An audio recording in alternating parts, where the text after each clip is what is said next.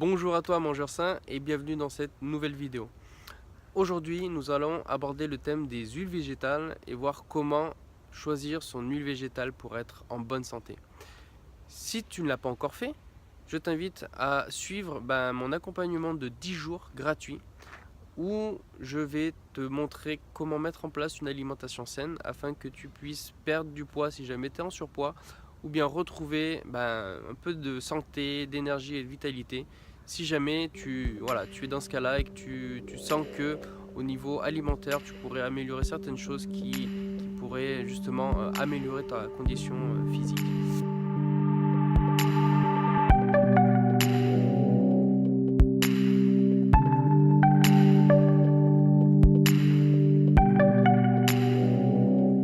Comment choisir son huile végétale pour être en bonne santé?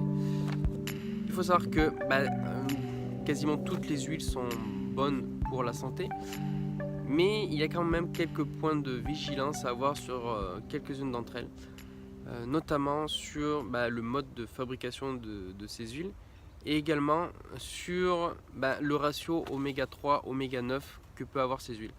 Donc je ne sais pas si tu sais, mais les oméga 3 sont vraiment indispensables pour ton corps, qui vont vraiment aider ton corps à rester en bonne santé, voire à améliorer ta santé au quotidien. Parce que les oméga 3 vont avoir pour rôle d'éviter le phénomène d'inflammation généralisée du corps. Ça peut avoir beaucoup de répercussions sur ta santé à moyen et long terme. Donc il faut faire attention à ce rapport-là. Première étape, choisir son huile en fonction de son mode de production. Il faut savoir qu'il existe deux modes de production d'huile. Donc il y a la production qu'on va appeler à froid, par pression notamment, et le mode de production par solvant, voilà, comme on le verra, qui est un peu moins glamour. Donc la pression à froid, donc c'est tout simplement on va broyer euh, les fruits ou les graines, tout dépend du type d'huile que tu vas acheter. Et en fait on va les broyer avec une meule ou on va utiliser une extraction par centrifuge. En fait c'est tous des systèmes d'extraction qui sont, qui sont doux. Il y a également aussi l'extraction mécanique. Donc si tu connais les extracteurs de jus, notamment avec un système de vis sans fin, donc c'est un peu le même principe où on va écraser petit à petit l'aliment afin de récupérer l'huile qui est présente à l'intérieur. La deuxième production, donc c'est la production par solvant, et là c'est beaucoup moins glamour.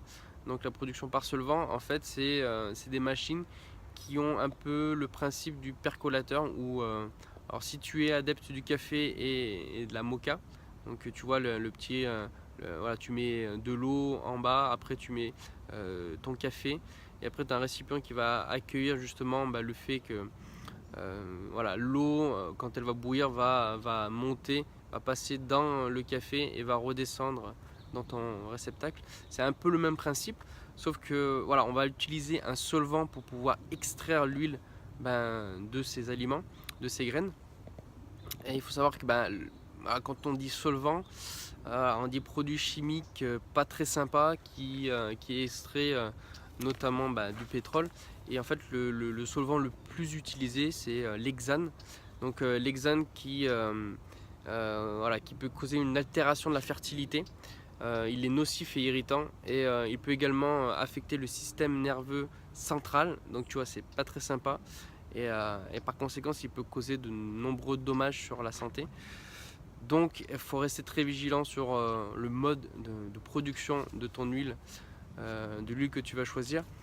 Bien sûr, si tu as compris, si tu as bien écouté, je vais te favoriser une huile justement pressée à froid, qui elle va avoir l'avantage notamment de garder tous les nutriments, de vraiment garder toutes les bonnes choses de l'huile et ne pas te rajouter un mauvais solvant qui va justement se retrouver en résidu dans cette huile.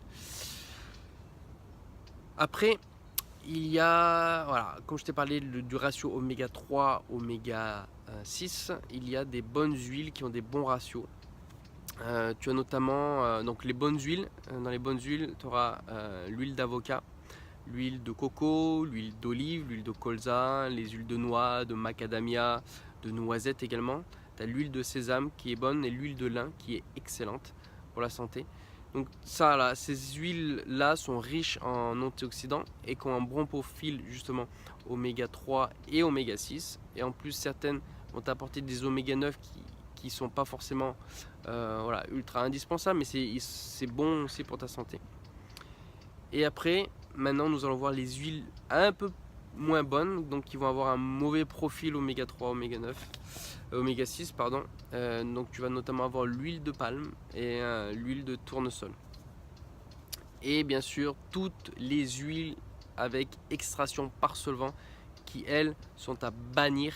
Donc en fait au final c'est très simple.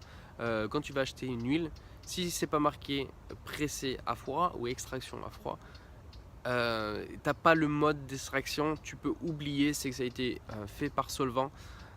Et du coup je te conseille de passer ton tour là-dessus et voilà, quitte à mettre quelques euros de plus, je pense que quelques euros pour ta santé c'est pas grand chose, donc vas-y, achète quelque chose de bon pressé à froid et en plus tu vas en retirer plein d'antioxydants et de choses qui seront optimum pour le fonctionnement de ton corps. Un dernier point auquel tu dois être vigilant lorsque tu consommes cette fois-ci des huiles végétales.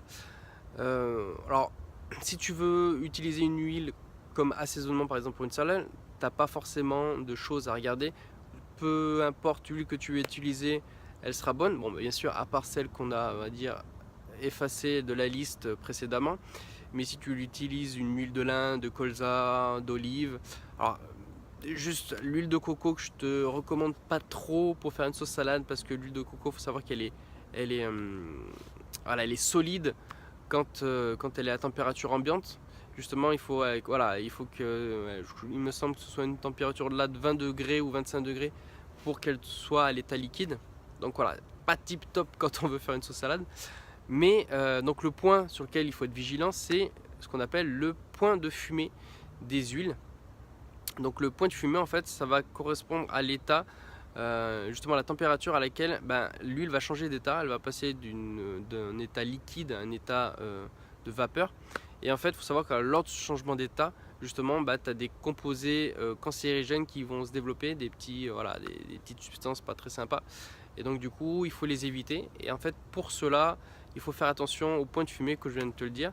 Donc si tu veux cuisiner des aliments dans une poêle, il va falloir de préférence utiliser alors une huile de coco, c'est l'une des meilleures choses parce qu'elle a vraiment un point de fumée qui est assez élevé. Je crois que c'est autour de 177 degrés. Donc voilà, tu vas pouvoir assez agréablement l'utiliser sans avoir le développement de ces petits produits cancérigènes pas très sympas. Alors tu vas me dire peut-être, voilà, le goût de l'huile de coco t'es pas trop fan, la coco, voilà, avoir un steak qui a un peu le goût de la coco c'est pas tip top. Après il existe des huiles de coco pour lesquelles voilà, l'industriel a fait un petit travail pour enlever justement l'odeur de coco, donc elles sont sans odeur. Après je te le recommande fortement, voilà, de plutôt privilégier une huile de coco sans odeur au lieu de faire avec d'autres huiles qui ne soient pas adaptées. Après tu as l'huile d'olive, il faut faire un peu attention parce que l'huile d'olive elle a un point de fumée qui est assez haut, mais on peut être tenté de le dépasser assez facilement lorsqu'on fait cuire un aliment sur la poêle. Mais bon, pour t'aider, je t'ai mis en ressources, tu trouveras un petit PDF qui te redonne ces petits points de fumée là qui sont importants à connaître, pas par cœur, mais bon, au moins que tu aies justement le PDF que je t'aurai envoyé une fois que tu auras cliqué justement dans le lien qui sera en bas de la description. Donc si tu as aimé cette vidéo, laisse un petit pouce bleu, ça fait toujours sympa. N'oublie pas de mettre un commentaire si jamais tu as aimé ou pas aimé cette vidéo. Je serai heureux de te répondre, de communiquer avec toi sur le sujet. Et puis si jamais tu as un autre sujet qui t'intéresse, tu aimerais que j'approfondisse des points pour toi au niveau de l'alimentation saine ou au contraire de l'alimentation qui est pas bonne et que tu voudrais avoir mon avis là-dessus, ben, n'hésite pas à me le demander en commentaire. Je me ferai un plaisir éventuellement de faire une nouvelle vidéo sur le sujet afin de te répondre. Et je te remercie, passe une très très bonne journée, à très bientôt, ciao.